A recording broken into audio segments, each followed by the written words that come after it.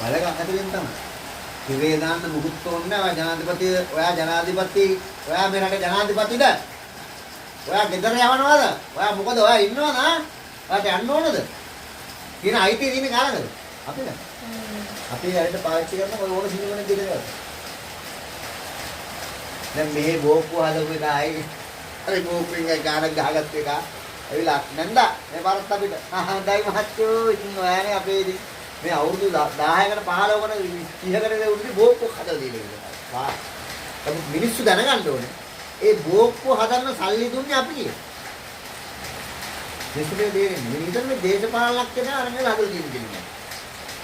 නෑ අපි හදලා තියෙන අපේ බදු මුදල් අපි වගේ වරිපණන් අපි කරන ලයිට් බිල් අපි කරන වතුර බිල් අපි ආහාරයක් ගන්නකොට ඒකට කරන බද්ද ඒ බද්දෙන් තමයි මේවා හැදලා තියෙන්නේ. අපේ සල්ලි.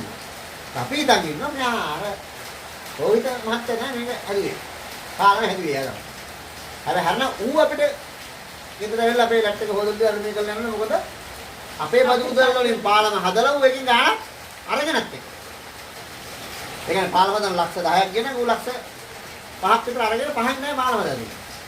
ඒක අපි උට වදිනොත් එක්ක. අනේ මහත්තයෝ අපිට පාලම හදලා දෙන්න. නමුත් අපි උට රක්ත භාගුත් දීලා අපේ සල්ලියෙන් පාලමත් හදාගෙන අපි උට වදිනවා. මොන තරම් නිවට මුළුව ජාතියද කියන්නේ.